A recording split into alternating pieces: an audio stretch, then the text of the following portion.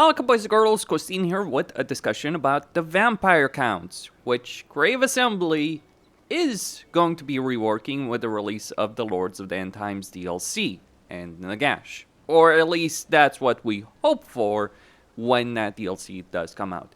I think a rework is very much in order, if nothing else, just for lore reasons, because you look at Vlad and Isabella in the End Times, they're not together in the End Times because Nurgle and various reasons. Then you look at the books in Nagash, there's various things that do happen, or Kemmler falling to chaos. So there's many different lore reasons as to why vampire counts need a rework. Of course, they're going to get one, or at least they're going to get the addition of Neferata to the race. But let's talk about what needs to change with the race, starting with the Legendary Lords themselves. I think Vlad and Isabella are fine as they are, though I think the idea of choosing between one or another as the Legendary Lord is just a bit silly. Just have Vlad as the Legendary Lord and have Isabella as a Legendary Hero and kind of combine their faction effects to some degree or let you choose. But beyond that, you know, Kemmler very much focused on Raise Dead, but I think in general the Vampire Counts Legendary Lords do need actual unique mechanics. They have unique skill lines, well, minus Manfred, but they don't have unique campaign effects. So they're very powerful and unique and interesting as characters, minus Manfred, but they could use a reason or a differentiation between the various Legendary Lords in how they play. There is that differentiation, but it's only, again, because of the skill lines that they do have right now, not because of the faction effects. So that's the thing about the vampire counts. There's a lot of things in terms of differentiation because of those skill lines. So you look at Vlad, you look at Isabella, you look at everyone except Manfred, again, and you clearly have that, but again, could be more. That's one thing I believe should be changed. The other thing that we should talk about, the obvious things, right? So we talk about the research tree, we talk about how things are designed, how a lot of it is very, very outdated as a research tree, and really there's not necessarily a lot of options here. Like, it's not even a great research tree in terms of how much it has over here, and it's like, oh yeah, you get the shitty research that gives you 2 vampire corruption in all provinces. That's just an example. So yeah, some things need to be removed, some things need to be added into the same thing, and we need more stuff that's actually meaningful. That's my point, because yeah, some things are great, some things are rather pointless, like, oh, speed for direwolves and weapon strength for direwolves. That's totally something I'm going to invest 9 turns into researching, for instance. No. So research tree, and then we have to talk about unit tiers as well as hero tiers. Because, yes, if you're playing Vlad and Isabella, you get vampires at tier 1, but that's the problem. Only if you're playing Vlad and Isabella, everyone else only gets them at tier 4 from a provincial capital. So so hero capacity needs to be reduced by 1 tier at the very least. So all heroes should be recruited at tier 2, and all capacity should be increased at tier 3. That's the norm that CA should have gone by. That's what they did for Thrones of Decay, it worked great. That's what they did for Omens of Destruction, it worked great. That's what they didn't do for Tides of Torment, and that's why it's really a pile of rubbish as a DLC. As it stands, the only hero you can get in a vast amount of numbers are Necromancers, except hero capacity tied to the campaign you're playing, which really only applies to Vlad, Isabella, and Kemmler, because Kemmler can get a lot of White Kings, Vlad and Isabella can get a lot of vampires, especially Isabella. So I think that needs to be changed as a baseline. I think it would be awkward if Neferata didn't have a lot of vampires, considering, you know, her entire existence in the lore. It would be weird if Vlad and Isabella had more vampires than her. So that's something else to be talked about, like hero tiers, but then also unit tiers, right? Some things just too high tier, like Graveguard.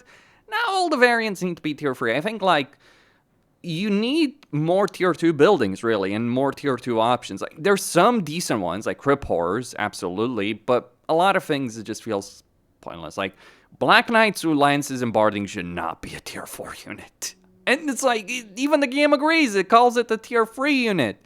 So when you're looking at these units like Blood Knights with lances, and Blood Knights in general should be tier 4. Blood Knights with lances and barding should be tier 3. Because the Empire gets equivalent cavalry at that same tier. And it's like, oh, but there's benefits that the Vampire Counts have that the Empire doesn't. There's also downsides. One crucial, and also in tier 2 economic building, I think that would be good. But yeah, like regular Graveguard, maybe make that a tier 2 unit, and then put halberds and grey weapons as tier 3. Or, I don't know, really. There's all kinds of discussion on that subject. Maybe some new infantry options for the Vampire Counts, because honestly, Graveguard have gotten very stale. But what I would say is very important for Vampire Counts, they need a siege option, and specifically a wall breaker unit, because they don't have a wall breaker unit, which actually is a pretty damn big problem in their campaigns, and specifically in the way they play siege battles. So I think the way sieges work in general is pretty busted. The way sieges work for Vampire Counts is especially so. Not because they struggle in sieges, I mean Vampire Counts, but it's the playstyle is pretty terrible. And I think we could talk in general about how demon units and undead units do not work well within the context of a Warhammer free campaign, because your incentive structure in a campaign is to lose as few units as possible in battle. Because units disintegrate, they're gonna get wiped out. Sure, you have a chance of recovering it, but that's not how you want to play the game. And what this pushes you as in a Vampire Counts campaign is just make hero stacks. Really. And the army is just for balance of power. It's just there to stand fancy on the field and do absolutely nothing. Or you recruit just for the sake of auto-resolve benefits like Graveguard. So, yeah. That's kind of the problem that plagues both demons and undead. It's less of an issue in certain cases than others. So, for instance, Tomb Kings actually, I think, are better. That's just because Tomb Kings have Ushapti and ranged options that Vampire Counts don't. And the worst, obviously, is Vampire Coast. Next up, we should talk about the Bloodline system. I do like the idea of Bloodlines, this idea of having unique lords that you unlock through Bloodlines, but two problems. One, you have certain benefits that are vastly better than others. So, for instance, I don't really care too much about the Lamians as lord, but I do care about the Lamian Dark Arts. I think these kind of benefits should be potentially divorced from the idea of increasing our lord capacity for these specific bloodlines. I mean, there's a lot of lords. Sure, you know, you're looking at these. You're looking at all these different lords. Though there is a limit. Maybe there shouldn't be a limit. But to be quite honest, I mean, 15 is pretty significant in a campaign. 15 armies is a hell of a situation and can always recruit generic lords. So there's a discussion on that subject. Maybe lords shouldn't be part of a bloodline. Maybe what you should do instead is you recruit a regular lord. So you recruit a vampire lord, a strigoi, ghoul king, a master necromancer, and then you can choose to dedicate them to a particular bloodline if they want to. Or maybe that's a choice on recruitment. I'm not sure how to do it, but yeah, I mean, I personally do believe, like especially with the female vampires, that would be a bit weird. But I do think there is a much better way of handling this situation. Like necromancer lords could become necharchs, ghoul kings, you know, become strigoi and all that, or inherently strigoi ghoul kings and all that kind of stuff. So that is a discussion on how they can improve that system. But very importantly, these kind of benefits that you get are ridiculous in some of them. Some of them much better than others. Like, you might think, oh, Winds of Magic is good. But sure, but so is massive amounts of diplomatic relations with the Empire and character experience. So is 100 unit experience per turn with Blood Dragons. And the kind of skill line Blood Dragons also have. Like, Von Karsteins and Strigoi is just irrelevant in comparison to that. I think they could do things better with the Bloodlines. Again, how you unlock things. Like, Strigoi could have stock stands. That would make them more useful. Unsure about necharchs, maybe some cataclysm spells or something like that, but just make it actually worth investing in different choices as opposed to having two of them, Blood Dragons and Lamians, being much better than the others. And then there's also the way you acquire these Blood Kisses, because you see, the way you acquire these Blood Kisses is by killing enemy lords in battle. And specifically faction leaders, or by assassinating them. And here's the problem. Obviously, you can get a lot of heroes, and you can assassinate your way to victory. That's not the issue there. The issue is that you're having to do assassination missions just for a resource. You're not doing it for a benefit. Assassinating characters on the campaign map is not really worth it a lot of times. And the reason it's not worth it most of the time is not because assassinating someone couldn't be a worthwhile benefit. It can be, obviously. But the problem that gets created is a lot of the times that you're fighting different factions in the game, a lot of the times they have very low level lords and heroes. So going out on an assassination mission feels less like a useful benefit and more like something to waste your resources on, because it does cost money. So I think the way you get blood kisses in itself as a resource should be changed, maybe through Bal. I'm not maybe through Bal as in any Bal, not just faction leaders. Different things. We could also talk about vassalization through diplomacy, because one of the silly things that the vampire counts can do is vassalize factions through diplomacy. They're really good at it.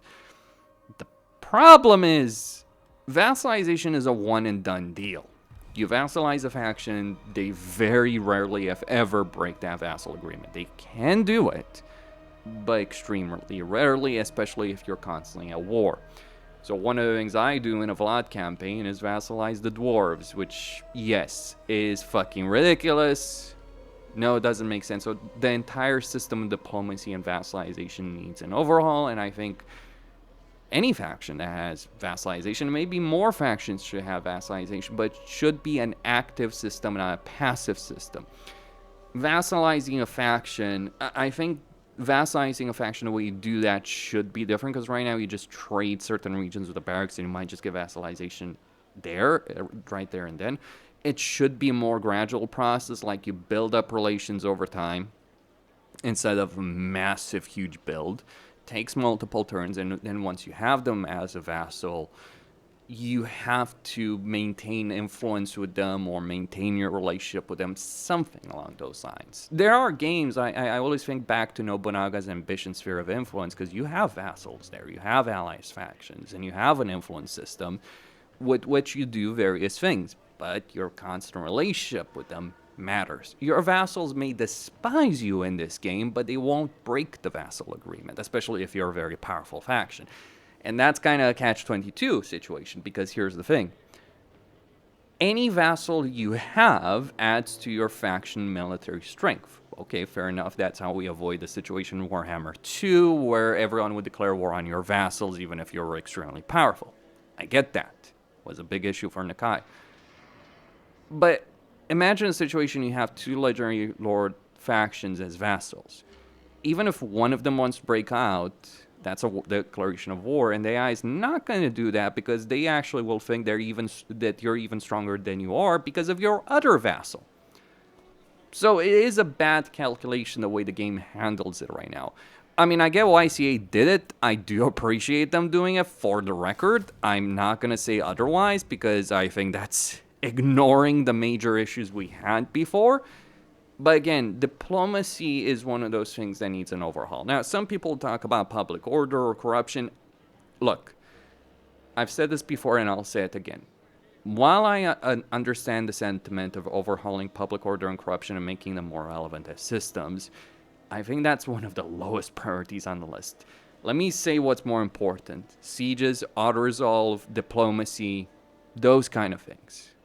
Those need significant improvements. If we get everything fixed in sieges, then I would agree, work on corruption, but then we could talk about those resources being spent on improving races, constantly updating the game, not having a situation in Warhammer 3 where CA is about to release 7.03 and then they're saying that they're going to release 7.04 in February. Okay, clearly they don't have a lot of people working on this. But that would be my perspective. Let me know what you guys think. Costin signing out.